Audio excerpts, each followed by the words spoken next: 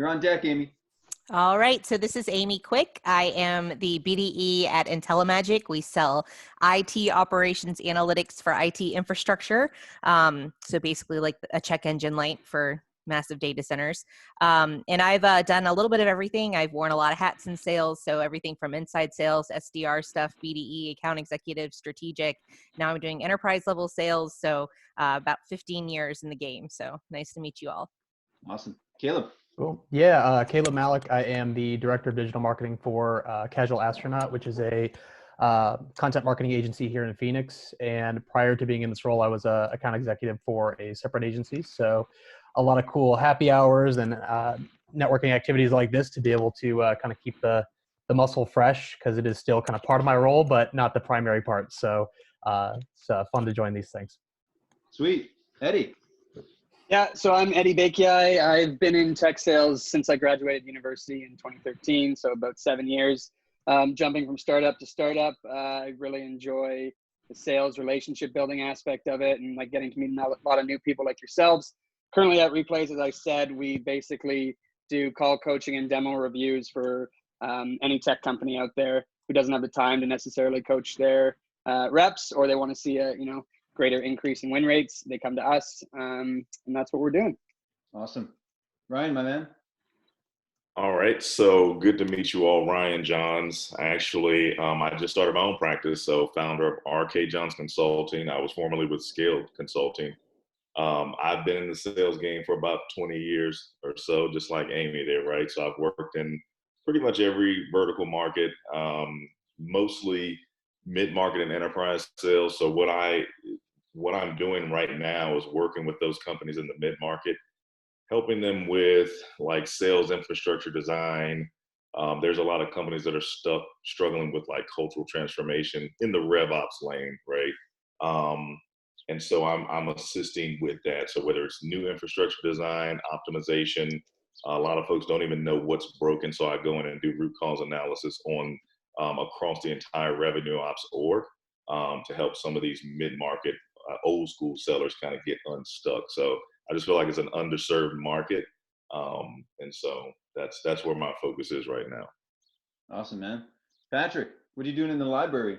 I was going to say I'm a man of knowledge, as you can see. My name is Patrick Downs. I'm the Sales Enablement and Training Manager at PandaDoc.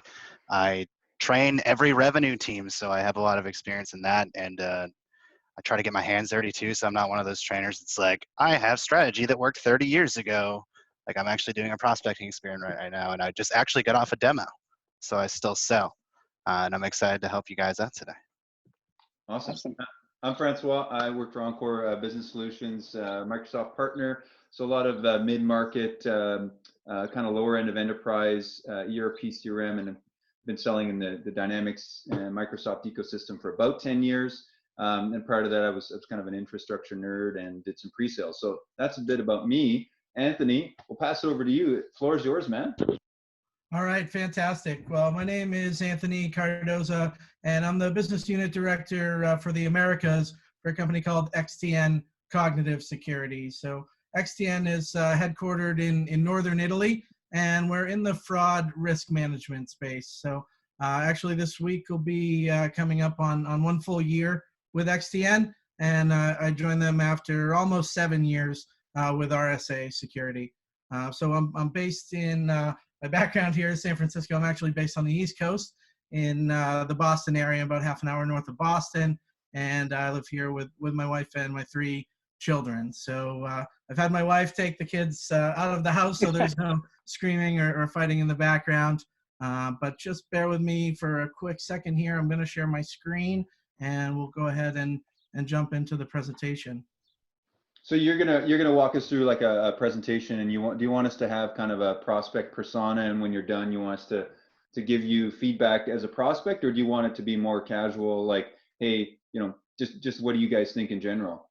Yeah, we'll keep it pretty conversational.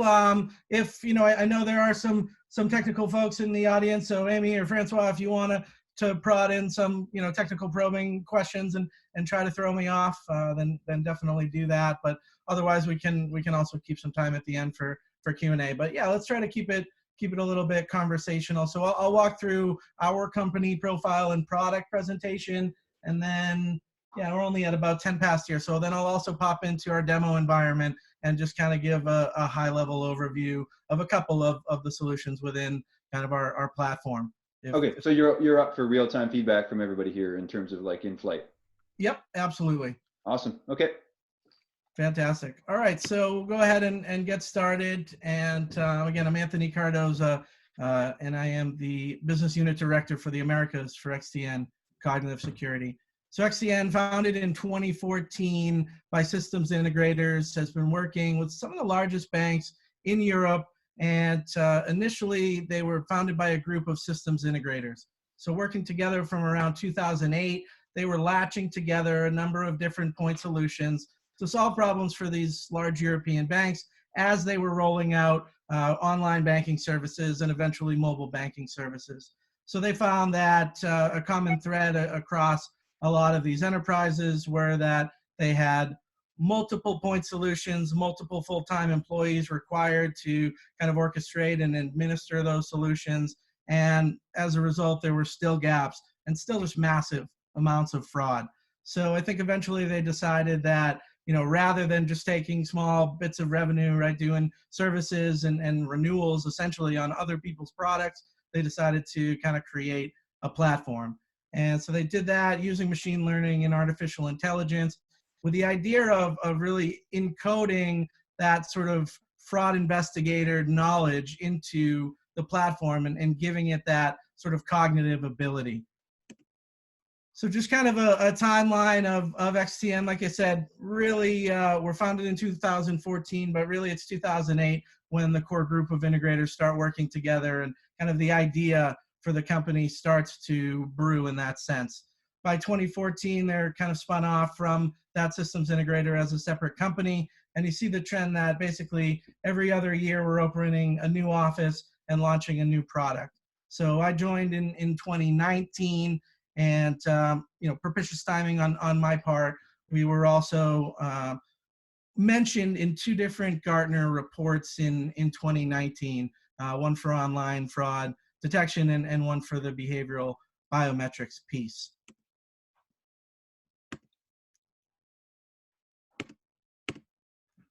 So here I am back in the old world. This is in February in San Francisco at RSA conference. Haven't had a haircut since, but I did shave for you guys this morning, so I was looking not quite as good a few hours ago. So we did get a couple more awards while we were in San Francisco from Cyber Defense Magazine, Gary Malewski, and those were application security and behavioral biometrics. So really proud of those awards. I'm there receiving the awards, although as the sort of business unit director, I really didn't have a whole lot to do with the development of the solution. So really just a placeholder in that sense. So our approach, as I've kind of said, is to create a platform. I think of it sort of as a digital exoskeleton for your fraud analysts. So in that sense, you can take a junior operator who's just joining the company and kind of fit them into a really mature set of processes without a massive learning curve. So this is going to enable them to immediately train their focus to the highest urgency issues and to kind of work through the evaluation flow rapidly, but with a high degree of success. And we are supporting that with our behavioral biometrics. So I'll get a little bit more into the details of that as we go on, but just at a high level, we're looking at the user of the digital service, how they're interacting with their device. So, you know, our modern devices, our laptops and our mobile phones just have loads of sensor data that you're able to pull from them. So we're building a rich profile of a typical user's behavior and using that to spot out the anomalies as they're occurring, both the way the user interacts with their device and the way the user interacts with your service. Hey, So Anthony, when you're talking about that, are you talking about like more like machine learning in a sense when you're doing the anomaly detection? That's correct. Yep. Okay. So just to elaborate a little bit on the cognitive approach, and I've kind of mentioned this already, but we really wanted to try to encode our experience, the team's experience in fighting fraud on the front lines as practitioners into our solution. and really take human intelligence and overlay that with our technology. Because the threats are continuously evolving, and because it's estimated that upwards of 80% of every fraudulent dollar that's extracted is reinvested into new tools, tactics, and procedures, the attackers really have a huge advantage. Banks and enterprises aren't able to invest 80% of their revenues into their cybersecurity, so immediately you have this imbalance.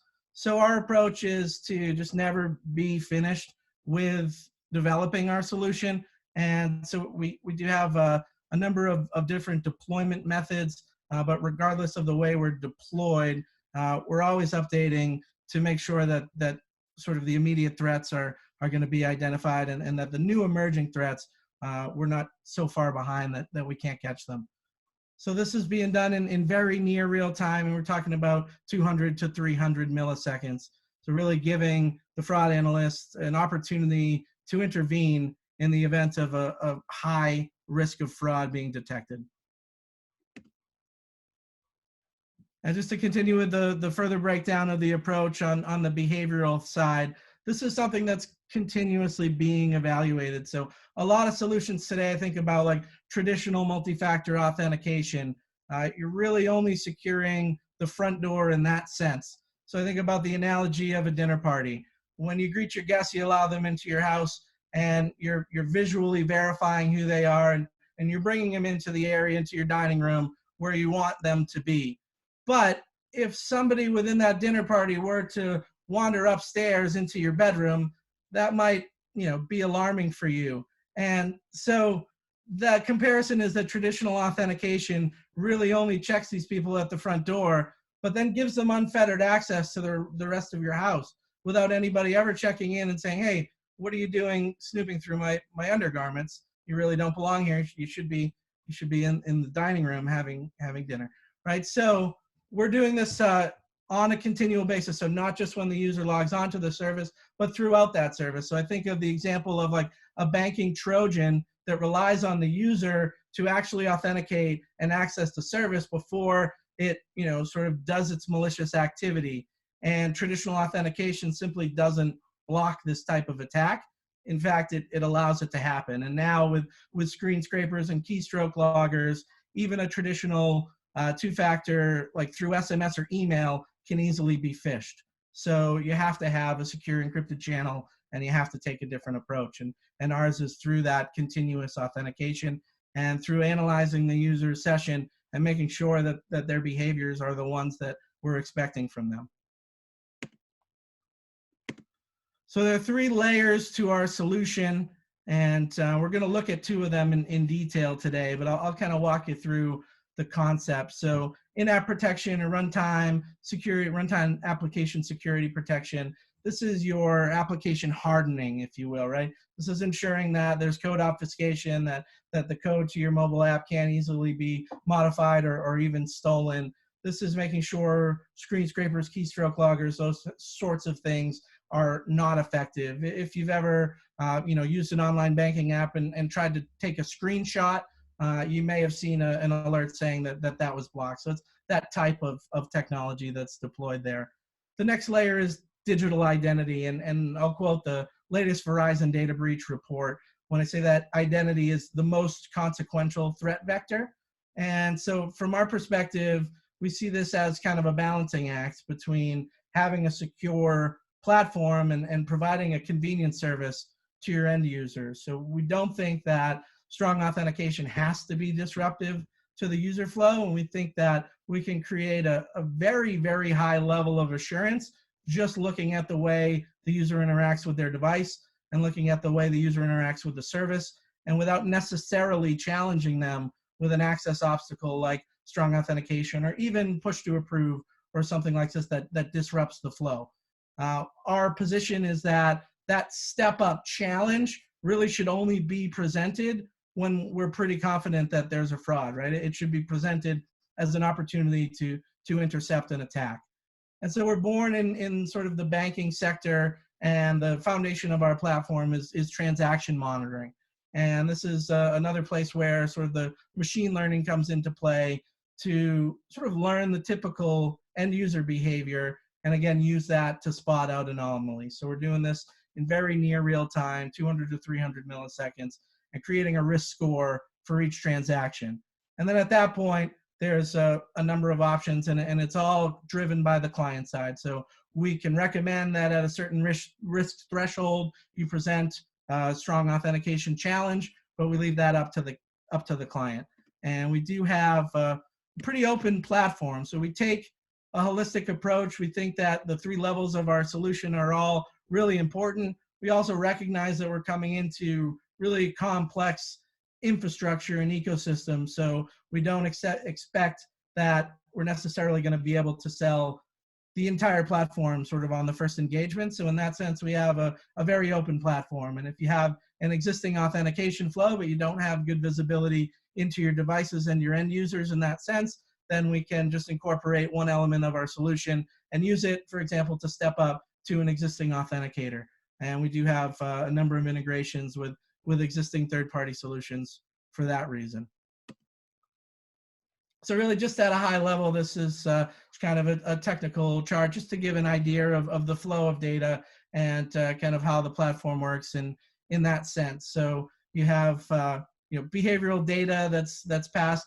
One of the really cool things about the platform, and if you're thinking about GDPR or your client privacy and security, one of the really neat things about our solution is that all of the analysis is performed in the application through our SDK, and it's only sent back sort of to our data center, right, to the cloud or to the bank's data center. The information is only sent back as a signal. So the specific geolocation and all of the personal data and the browser information, it all remains on the device, and only a signal, sort of a red or green in that sense, is sent back to the server. So it's designed, and again, we're founded in Northern Italy, and GDPR was really a huge part of compliance, was a huge part of the way that we designed the solution. So we think that that is going to allow us to expand globally in that sense, because from our experience, the privacy laws are more stringent over there than they are here so far, right? Maybe with the exception being California. So just to call out the products by name, and we're going to look at these first two, SEEP and SA. SEEP is our Smart Endpoint Application Protection. This is the behavioral biometrics piece that's looking at the user, how they interact with the device. Are they right-handed? Are they left-handed? Nearsighted, farsighted, velocity of typing, those sorts of things that help us to create a high degree of confidence that the user who's accessing the service now is the same one who's previously accessed the service.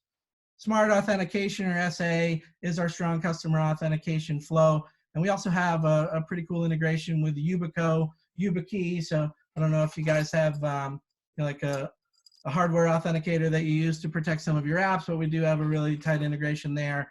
And we're part of the Works with YubiKey program. So I'll show you that flow for signing a transaction in an online banking experience. And then the bottom layer is Smash. And like I said, that really is born and focused on banking and financial sector.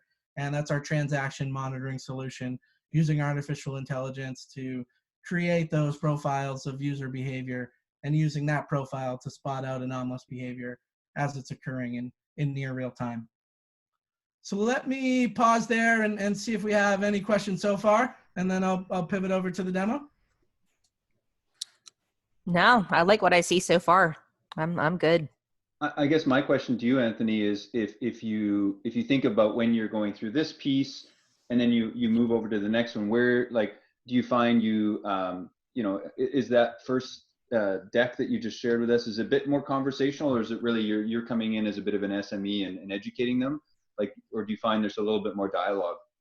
Yeah, I think, and I've just sort of gone pretty quickly through it. I'm realizing that this is the first time I've come up for air, and we're about 15 minutes in. So typically I would try to allow for, just kind of pause and ask if there are more opportunities to have questions. And I haven't done that so far.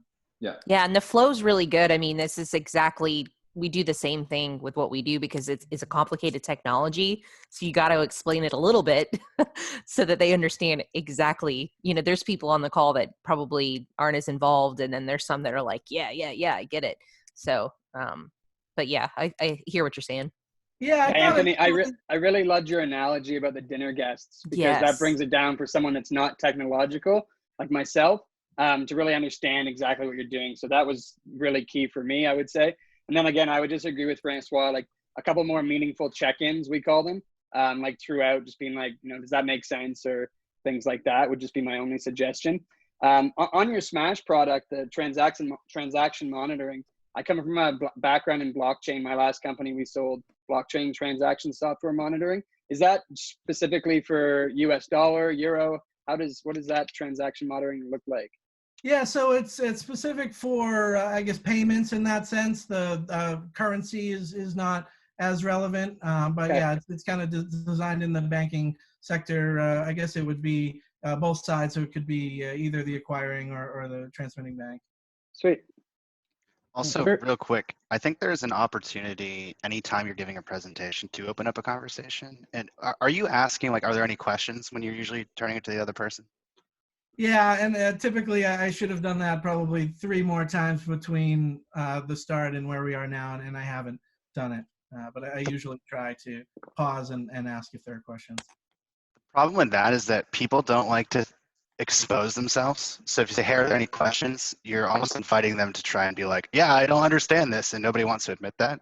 Yeah. So there's a bunch of different ways to ask that. My most effective method has been, hey, if you had to explain that back to me real quick in your own words, like, what would it sound like?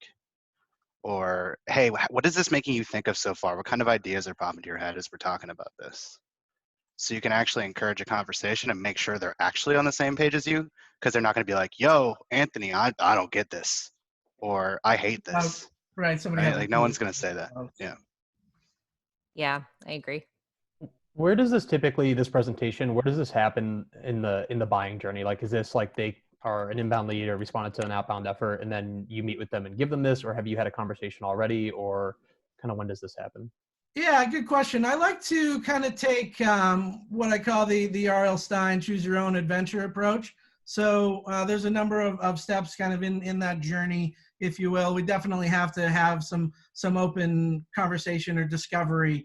But then from there, we've got the company and product profile, and we've got a kind of 2 levels of a demo, the high level demo that I conduct, and then kind of the full technical deep dive that we bring our CTO or somebody from his staff in for. So usually when I start the conversation, I like to open it up and see what the prospect is going to prefer. Do you want to just have the first call be conversational? Do you want to jump right into the PowerPoint? Do you prefer to just go into the demo and kind of build it out from there? And yeah, it's give or take, right? It really depends on the audience. If I can see in the meeting invite that I have, some C-level folks, then usually I'll try to pull in somebody from our CTO's office to support me. If it looks like it's just, 1 or 2 people from the line of business, then in theory, that's kind of my job to conduct the discovery and go through those first stages. But I do like to make it optional, as far as I've had customers say, hey, look, Anthony, send me the PowerPoint as slides. Let's go right into the demo and kind of dive in that way. I've seen a lot of PowerPoint presentations and don't really care to sit through one right now. So yeah, this is good. I like the way that it's formatted. I mean, it's very like eye-catching and appealing. So and this seems to me that this could be easily utilized on a discovery as well. Like you could pull up like specific slides and just talk on those. But as far as like the process, like it's usually like, introductory chat, discovery call, and then this would be like your demo deck. Second call, yeah. This like do the presentation into the demo for the second call. Yep. I would say that's probably the most common flow. And this deck is sick. Can you send it to me? I want to steal it.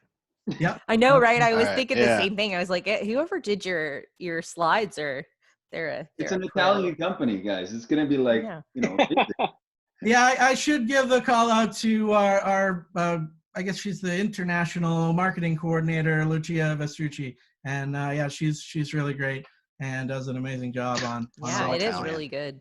all of the content. So, you know, all of our, even in the days when we actually still did trade shows, like all of our kind of booth dressings and pop-up cards are all kind of within the same theme, and it's really pretty sweet. So Yeah. thank you. If I can be a detractor just for a minute, it looks really pretty, and like I like this slide works really well, like left to right, up and down. I did find there was a slide earlier where you kind of had like a big kind of looping thing, and there was like three things off to the sides, right?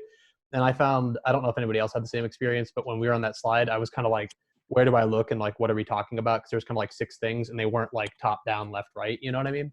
Yeah, I know the slide you're talking about. I'm just making a note on that now. Yeah, so small piece of feedback. Disorienting. I agree. And you know, like on those slides, because we have some, I actually use my mouse or I'll try to figure out some way to draw their attention to the different components, because I'm not going to recreate an entire slide, but you know, it just makes it easy to draw their attention exactly one thing at a time.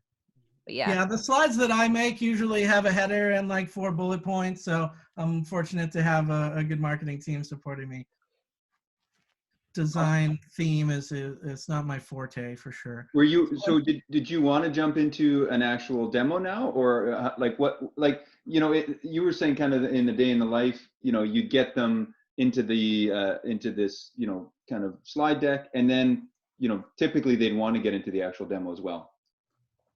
Yep, that's exactly right. So I'm going to switch over now. You should be seeing my browser, and I'm going to jump right into the demo here, I hope. Clear your internet history just in case. Well, I've got a work machine and a personal, so I should be good there. All right. But really thought that through, huh, Anthony? Nobody wants to see your cookies on a Friday. Hungry now, Frank. What the hell? All right. So I'm also going to share with you my mobile, also work device. So no concerns there. All right. So what we're looking at here then is our demo environment. And when I started the call, I was logged in. So typically I wouldn't want to be logging in. I'd want to welcome you here to the demo page. So this is XTN Bank. It's not a real bank. And actually, you guys probably aren't seeing my cell phone screen, are you? I don't think so. Okay. I see a power button in the bottom right. Let me do this then. Here we go. There we go, yeah. Yeah. Okay, better. All right, so this is XTN Bank. It's not a real bank. This is our demo site. We work with banks and financial services. So just wanted to highlight our partnership with Yubico. And so I'll take you through the typical user experience, logging in through the web application and sort of approving and signing transactions from a mobile device. So when I navigate to the web browser, I'm just going to log in. This is a typical flow, username and password. The user has you know, a good strong password like most users do. Right, so you'll see that as soon as I submit that, I get a notification on my phone, and you can secure the app with a local device biometric as well. Now, it's important to note that this is kind of a hybrid view. So a typical user wouldn't see all of this information, but this is a lot of the data that we're able to pull off the device from our SDK to give that administrator and fraud analyst some really good insight into what's going on. So because I know it's me and I've tried to log into my phone, I'm just going to press yes, and I'm going to go ahead and be approved to log into my online banking experience. So you'll see here on the back end that a specific event ID was created.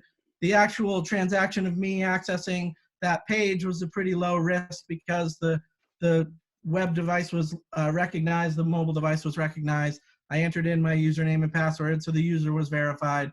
And that specific endpoint has a low risk. Again, that's my corporate iPhone. It's up to date on all the latest patches, so on and so forth. If I don't add the latest version, I get an automated email from my IT team telling me that I have to do it yesterday.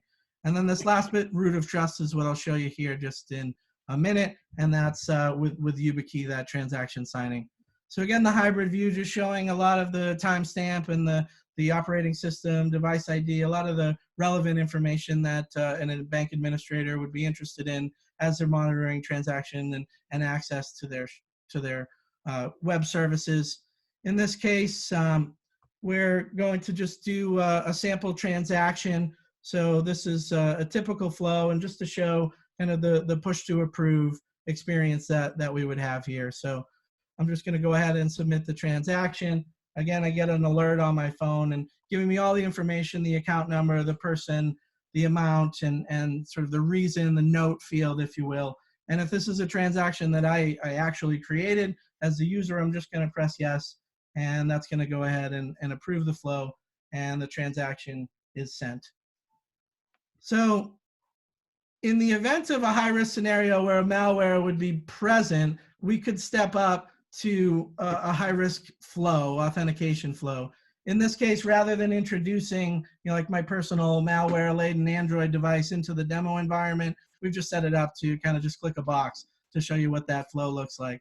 That could be triggered by malware being present on the phone. It could also be triggered by rules set either by the bank or even by the end user. So in this case, it's very atypical for me to be sending $100,000 to a friend of mine.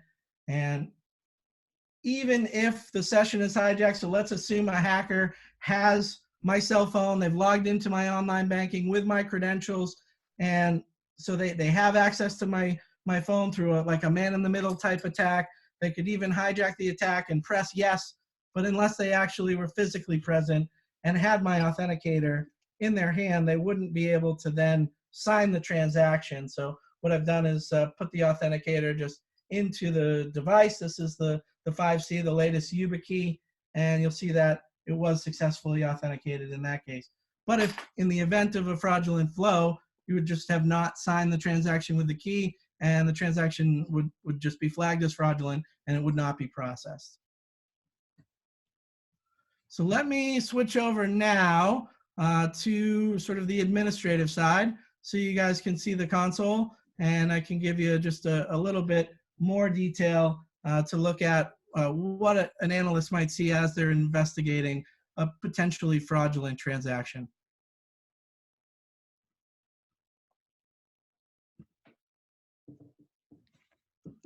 Again, we've timed out here, bear with me.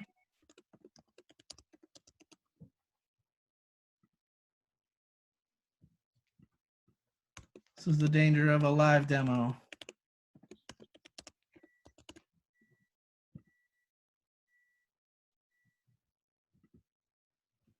And we're in. All right, so let me show you my whole screen here and see if we can do that.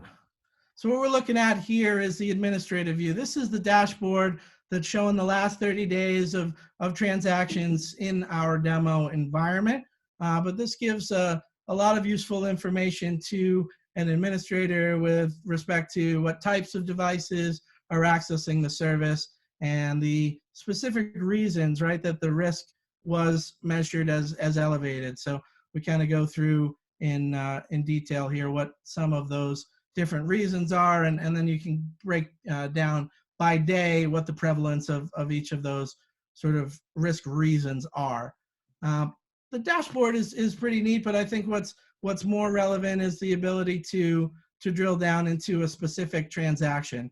So we'll just start here looking at some of these ones that I've just created and kind of breaking down what that looks like. I think. Here we go. Sorry about that. All right, so this is the administrative view showing one of the transactions that we've just created, and you can see there's a specific transaction ID, a time and date stamp, and then kind of breaks down in more detail a lot of useful information for a fraud investigator. All of this user data at the bottom is and can be hashed, right, to ensure that none of this information can ever be sort of pulled off the system and used to directly tie back to a specific user to ensure compliance. You'll see as I roll over here some of these different areas that we have 5 main categories: biometric analysis, environmental data, identity-related information, as well as network and timing. Now in this case, you can see that the AI has done its analysis and 200 or 300 milliseconds and determine that the specific transaction has a very low risk with a high level of confidence. But you are able to break down further and to look at really a tremendous amount of information related to the device, related to the network, and even related to the way the user is interacting. Hey, Anthony, can I ask you a question on that? Sure. Your competitors, do they have similar drill down capabilities? That's a good question. I would say yes, probably the GUI or the user interface is going to be different, but I think everybody does it, and it might be more of a folder view, or this particular sort of presentation I think is fairly unique to our solution. But ultimately, it looks really good to me. Like, it's very aesthetically appealing. And like, that's similar with the solution that I sell, right? I mean, one of the reasons why customers love it is because it's pretty, the graphs are pretty, they're super, super user friendly. It draws your eye immediately to whatever it is that you need to be alerted on. And so when you're doing this demo, like, start throwing in some of those like little use cases and stories. I mean, it doesn't even matter if it's not a conversation you've ever had with a customer on why they like this, but use that, because I'm seeing this and I'm like, wow, it looks really cool to me, but I have no idea in the scheme of cybersecurity if this is unique, Sure. and why it would be unique. But I definitely see that as a strong, like, it's a strong feature, right? But without a story behind it, like discussing like, I mean, how much this is improving on their current process. I mean, you'd blow them out of the water with stuff like this if you just add a couple use cases in there as well. And some of our customers, they really love this feature because of this. This is what it does for them. Yeah. No, that makes sense. Yeah, and even ask like in their current tool or their current processes, kind of what that flow looks like, and if it's as easy for them to kind of arrive at the critical information. Ryan, I think you got something, right, Ryan? Yeah, I think what Amy is touching on is like universally applicable. And actually, I was going to wait until we got more to the end to kind of suggest this too. Like, I always recommend to focus on areas where, not where there's parity, but where there's like specific differentiation, right? You can do that across the board. And that's, so don't focus too much on the things where the competitor does the same, because the question is always going to be why you. You know what I'm saying? Like why you, why your company. And as I'm looking through this, yeah, I'm really impressed. I kind of held my tongue earlier on the deck that you were presenting. I honestly felt like that deck was dated. It looks like 2014 in my opinion. It doesn't, like, it misrepresented you guys. You know what I mean? As I'm going through this demo, the product demo, and getting deep into the weeds with it, this has a much more modern, streamlined, like the look is totally different than the presentation on the front end. The presentation on the front end, honestly, aesthetically, it turned me off. I'm like, this looks old as hell. Like it just doesn't look modern. It didn't grab me, right? So again, that's just my opinion. I'm not saying it was, I know everybody has their thoughts, but it looks like something I would have done back in 2014. It just doesn't represent you guys well, man. I think this is great. So you're headed in the right direction, but like Amy was saying, focus on the differentiation, not where there's parity. Like, Sure. We've all kind of heard that. Well, and is there any area, oh, sorry, who's going to jump in? I was just going to say, is there any area similar to what Patrick brought up earlier where, like, as you're showing them some of this, you can like surface, like Ryan's saying, some areas where, like, you have a delta of a major advantage, and kind of like ask that type of question, like, would this save time? Would this, like kind of help them, like, paint that picture in real time of like, could you guys see your, the benefit here of, your team, I don't know, spending less time here, or, lowering your risk profile, like, showing them those deltas, and then putting them in the seat there of seeing this solution, like, being right in their organization. Like, ask questions like, how would you see yourself using this solution, based on what you've just seen in your current process? Or how would that fit in with your current process? And then it'll at least get them talking, and especially really highly technical guys, which is what this is going to be appealing to. You're winning your technical champions with this, okay? Not your, not your check signers. And those technical guys are, once you get them talking, that's just gold, right? Because then you can navigate you could just drop your whole canned demo and just navigate straight into like pain points and, hey, we want to see this cool feature, and hey, what about this? And then all of a sudden your customers are driving through this demo and like test driving it for themselves, and that is like just gold for these technical guys. So the more you're like pushing back and saying, how would you use this in your current process, or how does this compare to your current process, the more they're gonna start talking between them too. If there's a couple of them on the call, they'll be like, hey Jerry, could we use this in this scenario? And that's it. Right. Yeah, I think I just got to get comfortable kind of asking those more like hypothetical kind of framing questions, as opposed to, hey, any questions so far? Yeah. I would also just add, sorry, go ahead. I was just going to say, tie it back to your discovery, right? I'm always a proponent of discovery-driven demos, right? Not the canned demos. So whatever was gathered in the discovery, like there should always be a constant validation and alignment back with the customer. Like, hey, this is what we talked about before. This is what we gathered before. Can you see how this aligns to those objectives or those areas that we were discussing during the discovery? If you can, I mean, that's always the best way to do it. You know what I mean? Because a lot of folks always rush to the demo and they forget to go through that validation and checking process, because a lot can change between that last call and this one. And then you'll have new stakeholders. So you always want to like just reinforce that business case, and that will help influence the outcome of the sale. Right. No, that makes sense. So let me just show one last scenario, and then hopefully we'll still have about 10 minutes or so for feedback. This is a mobile malware scenario. So as the analyst comes in to the specific transaction, they're immediately seeing that this is a high risk, and that it's a high risk that's specifically related to process and memory risk. So if we drill down further, we'll see that it's very likely, based on the machine analysis, that there's a malware present. And so we can flip over to this tab and see that, in fact, we've identified some specific malware. And one of the differentiators that's important to call out here is this is not like a signature-based approach. What we're seeing is that this bit of malware is behaving similarly to ones that we know.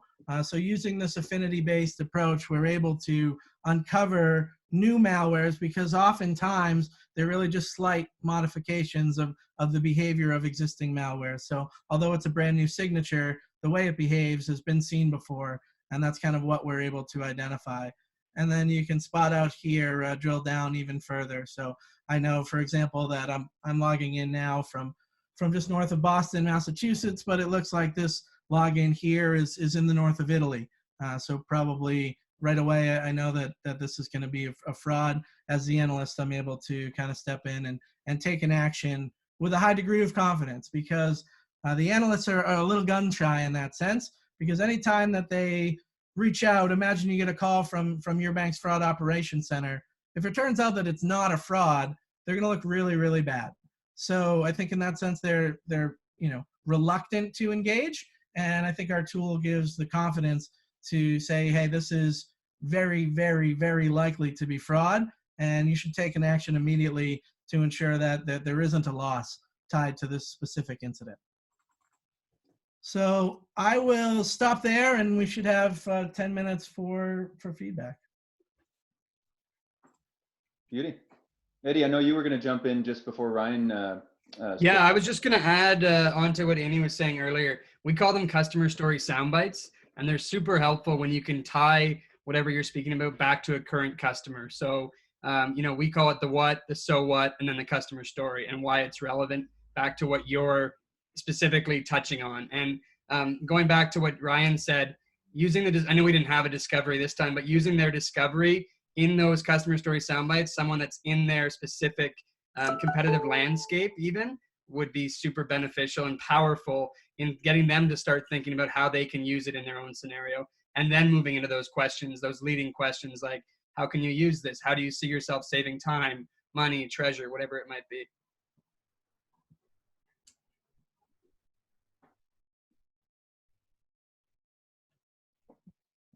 Looks like you're muted, buddy.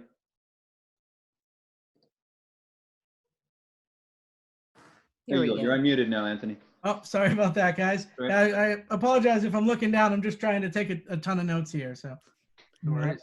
And then Caleb, you want to jump in? Yeah, I'm trying to think of how I want to phrase it. I feel like when you started your presentation, you talked about things like founded in 2014, worked with the largest banks in Europe. You touched on awards and timeline in there. And I think there were some things that kind of fell in between the gaps in terms, like some really like nice value prop stuff in terms of like encode fraud investigator knowledge into the platform, prevent fraud by filling gaps, in your team. Then you talked later about 80% of every dollar is reinvested. And like none of that stuff was actually on the slides. That was stuff that you were saying. And so I feel like that almost could fall by the wayside really easily amongst like timeline and awards. And that's the stuff that people I think probably care about a whole lot more. And then you could tie those things back to the discovery, right? Because you could say, well, you noted that, your hiring costs were really high and we're going to help you lower those by getting people up to speed faster. You noted that your costs because of fraud were super high, this 80%, of every dollar, we can help lower that by X, right? And help to make that case. And then that kind of sets everything up to then you can kind of show how you do those things in the platform in the demo. And I think that would probably be a little bit more powerful. Awesome. Thank you. Yeah, I'm gonna kind of plus one that, Caleb, for sure, because what I found is that, you've already got the customer's attention, right? They're already on the line with you. They're already investing time with you. I would definitely spend more time focusing on the problem, right? And what the quantified impact of that is going to be, or could be for that client, and less around, awards, accolades, stuff like that. I mean, I'm sure that stuff's public and they can find that out about you guys. But yeah, more time on the problem, more time on the pain, because at the end of the day, it's about the perceived value, right? The perceived value. I've seen so many times where the best solution, the best vendor does not win. It was who create the best value perception with that customer, right? So that's kind of my 2 cents on it. Yeah. No, that makes sense. Even kind of invert the deck or even save those slides for a later conversation or for supplemental material to send out after the call. Thank you. Do you find, Anthony, I'm just looking at the clock here, like, either in the original presentation or in the demo, do you find there's like sometimes a little bit of, some challenge or opposition that you get? Like, is there anything we can help you with around, and obviously the technical stuff we can't, but where do you find sometimes you get a little bit of pushback and objection, and maybe we can kind of help you like understand, is it because of some of the framing or? Yeah, I'll be honest. I think some of the bigger challenges are just kind of tightening up the transitions in that sense. So, for example, when I jump from the deck over to the first part of the demo environment, or even when I go from the fake banking page right over to the administrative side, I think the silence kind of crushes me a little bit, and I'm fumbling around and trying to get it switched over. And you saw, right, I messed up on the password, and now I've kind of lost my rhythm, right? I'm a drummer and been playing drums for a long time. And when you get in the pocket, in the groove, right, everything's going great. But then, like, when you lose it, it couldn't be any worse. Or it's kind of existing in that binary. I think that's all in your head, man. We all Agreed. experience that. Every single demo I've been on, there's been a technical issue. Someone's muted. The screen share isn't working. Get out of your head on that, because it's every demo. No demo is going to be perfect. And what you did with kind of talking your way through it, like, oh, this is, perils of a live demo. Just do that. That's fine. I was like chuckling because I'm like, yep, I get that. And so do the guys on the phone with you. Like they get it. What I loved about that too, Anthony, was how you could have talked about how secure your system is, that it kicked you out, after 4 minutes or 5 minutes or whatever it was, tying in a piece that being like, our tech is so good that after 2 minutes I have to sign back in or something like that. People find that funny, and it's a good talking point for you there as well. Absolutely. Yeah, Patrick, you've been kind of quiet too. Well, I was just going to add before Patrick jumps in, I always like to start the demos with I always kind of almost like to do a day in the life. So like, I'm going to put, I'm Anthony, or maybe like pick one of the customers on the other end, right? So, Joe, you're going to do your online banking, you've probably been called by somebody around fraud, right? So you're kind of drawing them in, and then maybe when there is some white space or some silence, you can be like, oh yeah, this has always happened, you're waiting for something to load. So then it's a little bit less awkward, and you want to try just to include them, because there's nothing worse than doing that demo in silence and you're like, man, are they even paying attention? Yeah. Patrick doesn't like it when the demos are just a talking. He doesn't like being preached to. I take demos, so it's like, and dude, I hate it so much. Like, I hate that. Like, it makes me immediately never want to work with that person, and I like discount it immediately. That's probably just me though. And you're going to be talking to a lot of different kinds of people. If they're more technical, maybe they want to hear that shit. They But do. They yeah, do. Nerds but it also unite. has to be relevant though. Like, Yeah. even if they like nerdy shit, like you put a bunch of stuff on that slide, I guarantee you that 90% of it would not be relevant to one person you're speaking to. So if you could find a way to ask some questions before and then point to specific things, like what if they don't care about the customers you work with? Some people are just like, what can you do for me? So you need to know specifically what to tell them. Because if you just go through the same presentation you go through with everybody, you're hitting this like shotgun approach, but you're not actually targeting what that person gives a shit about. That's my problem, is like, I'll sit in this demo and this guy yesterday was talking to me about data. I'm like, dude, I'm a sales trainer. Like, what do you do? I don't give a shit about like these data points that help with like territory assignment. I was like, why are you even talking to me right now? So you have to be super specific. And that's why I like saying like, hey, like, how is this landing right now? Are you having any ideas coming up in your head as we talk about this? Like, is it exciting that we work with this customer, or does that not matter to you? Yeah, And you for have real. to be willing to lay go it out. negative on it too. Like, if somebody just preached at me over a slide deck, and you think of like a teacher, right? Like, the teachers that we remember are the ones that like made us feel a certain way and like took an interest in us personally.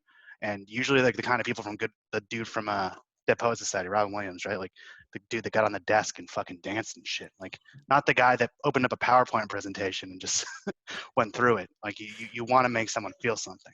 And I think in sales, we don't have enough fun. Even with tech people, it's like, we think that the nerds don't want to have fun. Come on. Have you seen Revenge of the Nerds? Come on. I did an Right? entire presentation surrounding a 1977 Firebird Trans Am because I Google searched the dude and found out that he had a replica Yes. Trans Am. And then every like analogy I used was like, I just brought it right back to that car. And at the end of it, he was like, are you just like a big like Smokey and the Bandit fan? And I'm like, no, dude, I absolutely stalked your Facebook page and saw that it was the one picture that was not private. And I told him that, and he just died laughing. But the whole demo, like, I just brought it back. Like, I was just, so, and like I say, nerds unite.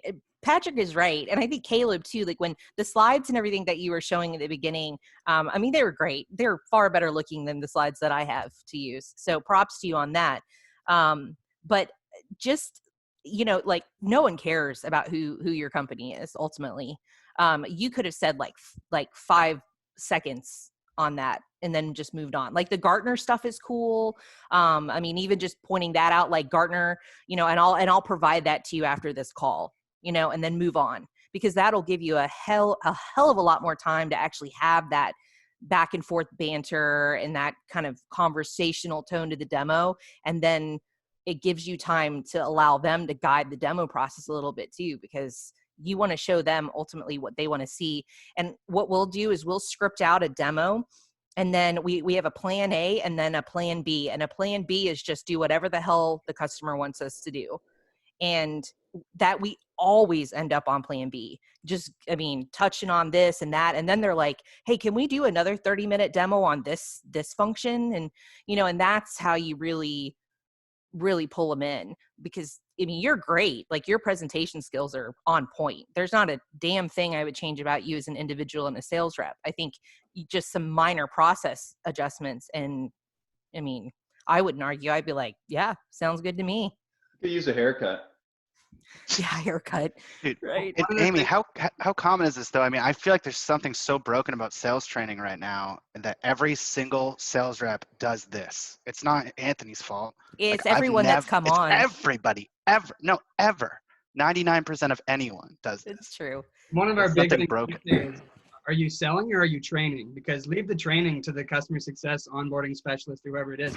Sell them on what they need to know. If they don't need to know your nitty gritty detail that's 15 clicks away, don't show them that. But that goes back to the discovery, understanding what they need to know, and sell them on those points. They don't need to see the entire thing in its entirety. Just sell them on the selling points. Yeah, you're not giving a webinar. Yeah, I think that's been one of my biggest takeaways so far was like just ditch the canned demo and only provide that sort of discovery driven demo in that sense. And yeah, does it add an extra qualification step that customers are sometimes resistant to? It does. But I think on the other side, it makes for a more impactful meeting. At least I anticipate that it will. Well, Come when through you've the already tension, got baby. them on the call, like Ryan was saying, they're already there. If you formulate your questions in a way that they're going to want to respond, you're going to get them engaged in that demo process really effectively. And I mean, I've demoed guys that are like, they've been there for 40 years. We call them old grade beards. Okay. They don't give you crap on discovery. They're like, nope, we're good. We're stable. We're no pain, but they'll still come on the demo. And there's a reason why they're on that damn demo. You got to And strip on them, Amy. right, exactly. It's like, what do I need to do here? But you just peel, like, it's like peeling back an onion, and you're going to trip them up at some point and they're going to start talking. Those are the best demos I've been on, How do you handle that when they don't give you anything, Amy? I usually crack jokes, actually. Like, I'll make jokes about like how silent everyone is, and like it's like a tomb in here. Like, what, are you guys dead on the other end of the call? I mean, I'll literally like put it out there, and it breaks down the barriers, right? The humor, just the kind of the personality there. And I'll even throw out questions like, "Is this interesting to you guys at all?" Like, or I mean, because if it's not, like, we don't, tell me what you'd like to see. Strip line. I like to say it's like, that's like walking up to a sandwich counter when you just ate and you're full. I don't understand why you're even here. Yeah, exactly. Everything's fine. Do you want to just hang up or what? Like, Yeah. at that point, they're like, oh, well, I do want to see the demo. Why? I mean, it sounds like everything's fine. Yeah. Well, it's always good. It's always just important to disqualify quickly too. You know what I mean? Like, you don't want to waste anybody's time. You don't want to waste company resources. So yeah, the faster you can get to a no and find out, hey, there's no alignment, see ya. It's all good. Yeah. Yep. Beauty. Yeah. Or they'll give you the real reason why they're silent. Like, they love it. They love it, but they know they have to go fight for budget. And they're like, in the back of their mind, they're groaning about that. Right. Yeah. So you can get that out of them, because more times than not, it's like, what's the emotional, the underlying pain, the pain behind the pain, right? Yeah. And it's almost always, they don't want to do the legwork, they don't want to champion it, they've tried it before, they've gotten burned, they know that they're going to have trouble getting budget, they know they got to go to their boss's boss, but you can get to those answers on that demo if they love it. You just got to dig a little bit and kind of don't be afraid to put that a little bit of pressure on them, That's actually a good question. A good segue to a question is maybe ask them, like, your last project or implementation, what were some of the barriers you ran into? You know what I mean? What were some of the roadblocks you came across? Like, get them talking about it, and then they'll usually open up. You know what I'm saying? Because they'll start to relive that stuff, and you'll uncover the real pain. I'm just looking at the clock, guys. We're a little past an hour, so I want to be respectful of everybody's time. Anthony, any kind of last questions or? No, I think I just want to thank everybody for carving out an hour out of their day. I really appreciate it. I since joining this company, we're a really small company, and all of my peers are in Northern Italy. So I was in a coaching role actually prior to that. So probably haven't had any proper feedback on my own presentation in a couple of years. So this really has been a treat, and I'm just super, super appreciative of everybody volunteering an hour on a Friday for somebody they've never met before. Sure. And I guess I'll just close in saying anticipate a personalized LinkedIn connection request from me this afternoon. Yeah. Awesome. Yeah, I mean, we'll all expect a small percentage of that first commission check from that sale. It's a super simple process.